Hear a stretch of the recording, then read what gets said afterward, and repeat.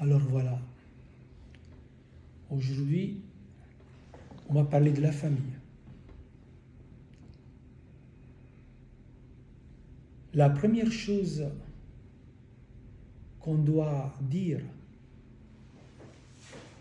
c'est que la famille, c'est un projet d'amour de Dieu.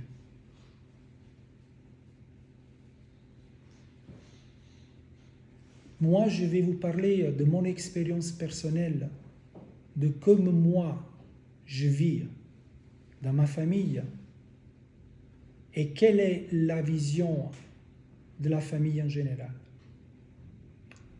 Tout d'abord, il faut dire que la famille, c'est une institution divine. La famille est fondée sur le sacrement du mariage. Dieu dit à l'homme, tu quitteras ton père et ta mère et tu iras à ton épouse et vous serez une seule personne, une seule chair. Et ce que Dieu unit, que l'homme n'ose pas le diviser. Mais pour moi personnellement, il y a deux réalités de famille.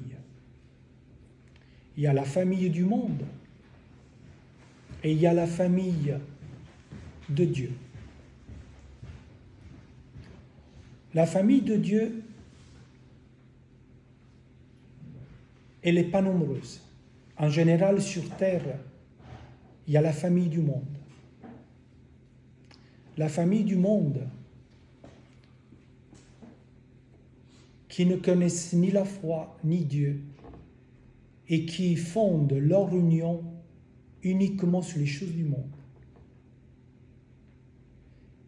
Et moi, personnellement, j'ai pu constater à travers les décennies que la famille du monde, très rarement on trouve l'amour, la joie, l'harmonie, la paix, le soutien, la tendresse, l'assurance.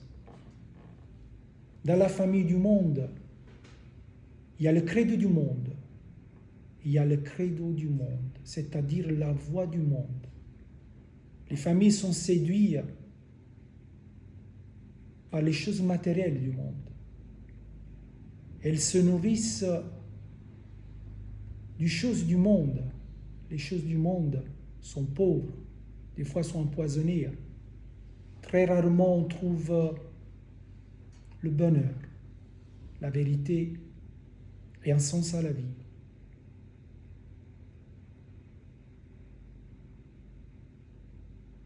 On ne peut pas considérer une famille deux hommes, deux femmes, deux papas, deux mamans. On ne peut pas considérer une famille. Une famille, c'est un papa et une maman. Aujourd'hui, dans le monde, les familles sont composées, recomposées, et peut-être encore recomposées plusieurs fois. Comment on peut faire circuler de l'amour quand il y a 3 papas et 3 mamans? Quand il y a des enfants avec plusieurs mamans et plusieurs papas? Quel genre d'amour peut circuler dans ces familles? En général, dans les familles du monde qui suivent la voie du monde et se nourrissent des choses du monde, il n'y a pas vraiment union dans ces familles. Il n'y a pas vraiment un projet de vie dans ces familles. Souvent, ils se détestent, ils s'haïssent. Il n'y a pas de soutien, il n'y a pas de compréhension, il n'y a pas d'harmonie, il n'y a pas de joie, il n'y a pas de sérénité. Il y a beaucoup, beaucoup de douleur et de tristesse. La famille, c'est le deuxième institution de Dieu sur terre. Pour moi, personnellement, la première institution, c'est l'Église. Tout de suite, c'est la famille. Je pense qu'après, il y a les gouvernements, l'État. Après, il y a l'école qui devrait donner les moyens de fonder une vraie famille.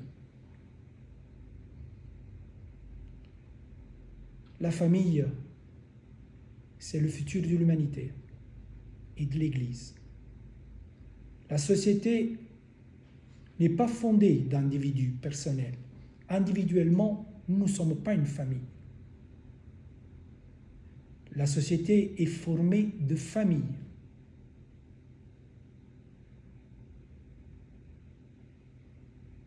L'homme qui s'unit dans le sacrement du mariage, s'il est conscient et il y croit vraiment, il est en train de mettre Dieu à la première place.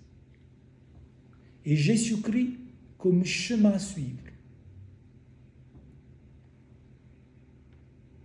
Les enfants, à travers leurs parents, peuvent voir Dieu et faire la première expérience de Dieu. L'amour dans une famille, c'est la première preuve de l'existence de Dieu. Ce que je vous dis, c'est très rare. Depuis des décennies, la famille est sous attaque. On attaque la famille, on détruit la société et on fait la guerre à Dieu.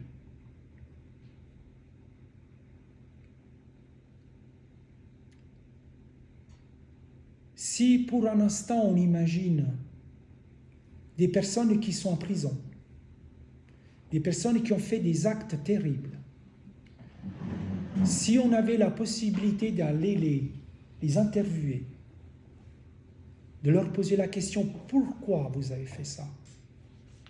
Moi, je suis sûr qu'on découvrirait quelque chose de dramatique, que derrière ces personnes qui ont fait tant de mal, il n'y a pas de famille.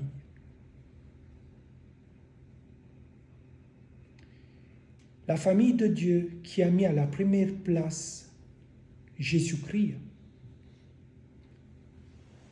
vibre. Dans la famille de Dieu, il y a l'amour qui circule. Il y a la tendresse, il y a la joie, il y a la sérénité, il y a l'harmonie, il y a la paix, il y a la présence de Dieu.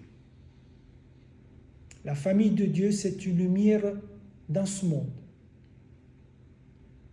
C'est le sel de la terre. C'est l'espoir du monde. Le futur de l'humanité et de l'Église, c'est la famille. On détruit la famille, n'existe plus le monde.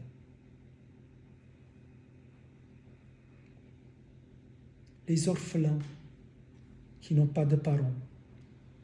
Oh Seigneur, quelle douleur. C'est une douleur que nous ne connaissons pas. On peut l'imaginer. Seulement Dieu peut les soigner et les guérir. La famille de Dieu, c'est comme un arbre qui a des racines très profondes. Cette famille sait d'où elle vient, comment vivre et où aller. Et ses fruits, c'est des rayons de lumière de Dieu. Nous avons la famille de Nazareth, de Bethléem. Quelques semaines en arrière, on a fêté la naissance de notre Sauveur adoré, Jésus-Christ. Et avec lui, il y avait sa maman, Marie, et son père humain, Joseph. C'est le premier rayon d'amour de Dieu Tout-Puissant, le Père. C'est très difficile aujourd'hui de trouver une famille qui a mis Dieu à la première place. Moi, je n'ai fait l'expérience, moi, personnellement. Quand j'ai rencontré d'autres familles et que j'ai désiré avoir une amitié avec eux, dès qu'elles ont découvert que j'étais un homme de foi et que ma famille était fondée sur la parole de Dieu, presque tous ces couples ont pris la fuite. La famille de Dieu, elle est de plus en plus attaquée, persécutée, détestée, reniée et rejetée. Vous savez, quand on trouve une vraie amitié, cette grâce que Dieu nous donne de trouver un ami, cette personne est membre de cette famille. Parce que l'amitié, elle aussi, elle est sacrée et fait partie de la famille. Les familles qui fondent leur union dans le sacrement du mariage, elles ont des promesses de la part de Dieu. D'abord, les époux promettent devant Dieu de s'être fidèles, de s'aimer, de se chérir, d'être tendres, de se soutenir, d'être unis devant le Seigneur. Si le Seigneur leur donne la grâce d'avoir des enfants, les enfants doivent obéir à leurs parents, à toutes choses.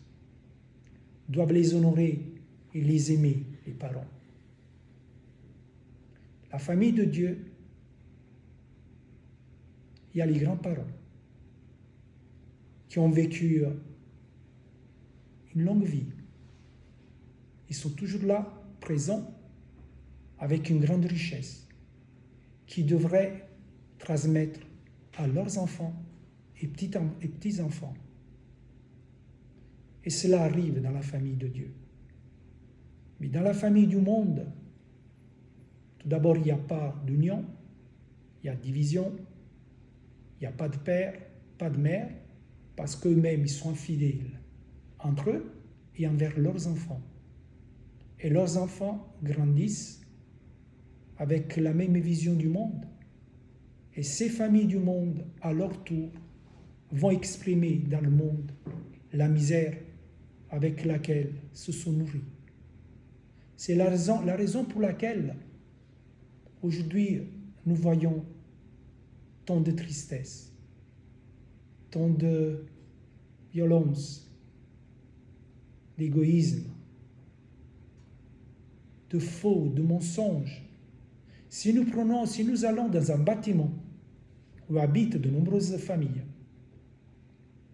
déjà là, nous pouvons faire un test et vous allez voir que les familles qui habitent dans le même immeuble se regardent de travers, ne se soutiennent pas, ne s'aiment pas.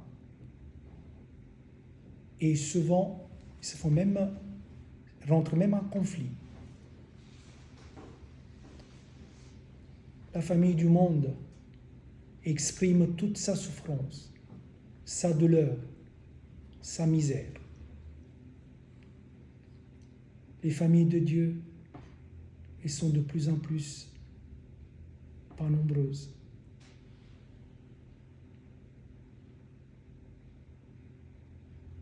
Vous savez, il y avait en Pologne, il y avait un jeune homme. Et ce jeune homme, une nuit, a vu son papa se lever et se mettre en genoux. Alors il s'est levé aussi, et il est allé vers son père. Il a dit, papa, mais tu fais quoi? Le père, il a dit, je prie pour toi. Et après quelques années, ce cette personne, ce jeune homme, est devenu le pape Wojtyła, Jean-Paul II.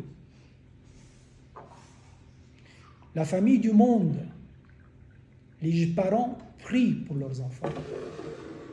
Et les enfants prient pour leurs parents.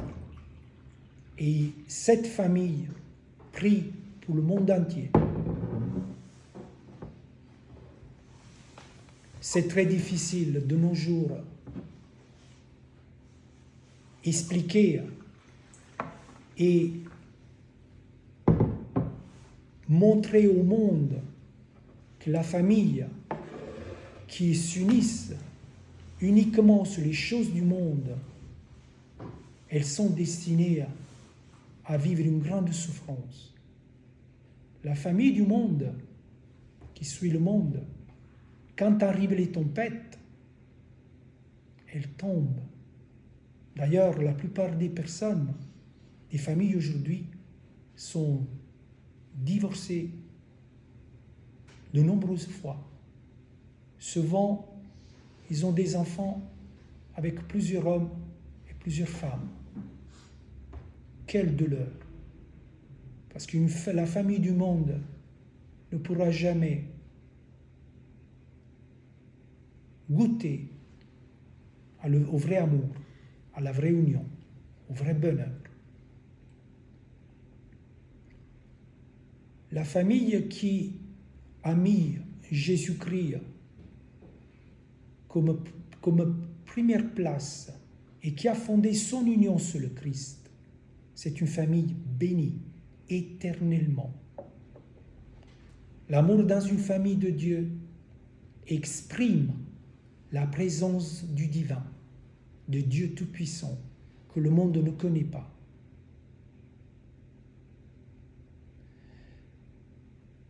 Quand j'étais plus jeune et que j'étais venu à la connaissance, à la vérité, mais j'ignorais beaucoup de choses. Au cours du temps, j'ai demandé au Seigneur, mon adoré Jésus, donne-moi une épouse qu'elle t'aime. Autrement, je ne pourrais pas l'aimer. Et au bout de quelque temps, j'ai rencontré ma femme chérie Anne, que quand je lui ai parlé du Seigneur, elle avait les yeux qui brillaient. Et elle a aimé tout de suite le Seigneur. Et puis après, quelque temps, en prière, j'ai demandé à notre Maître, à notre Roi Jésus-Christ, Seigneur, si tu le veux, donne-moi des enfants. Mais je t'en prie, je te supplie, donne-moi des enfants qui t'adorent et qui t'aiment, qui ont la foi en toi. Et après quelque temps, Dieu m'a donné 4 enfants, 2 garçons et 2 filles. Et leur cœur appartient au Christ, à Dieu Tout-Puissant. Quand on s'est marié, moi et mon épouse, on s'était dit pendant plusieurs mois sur quoi nous fondons notre union. Et puis le Seigneur nous a répondu sur ses commandements, sur sa loi, sur sa sainte parole.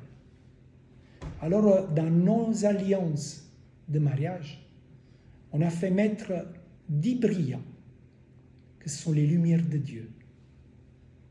Et nous nous sommes unis en Dieu Tout-Puissant, parce que dans nos alliances, c'est marqué Enrico et Ania en Dieu. Et nous nous rappelons avec ces petits brillants la lumière de Dieu qui nous protège, qui nous conduit, qui nous instruit et qui nous prend par la main pour nous amener à lui.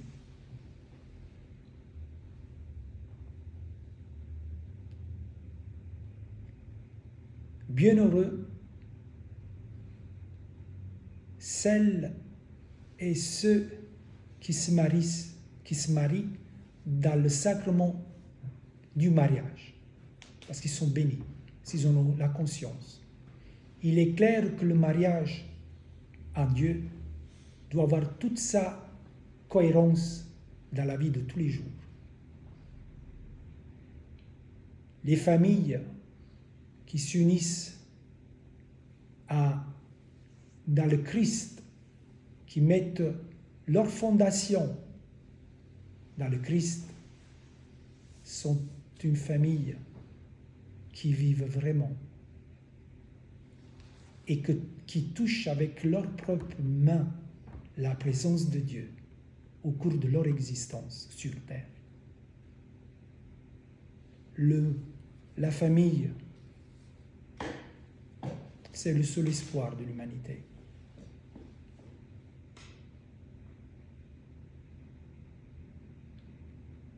Un jour,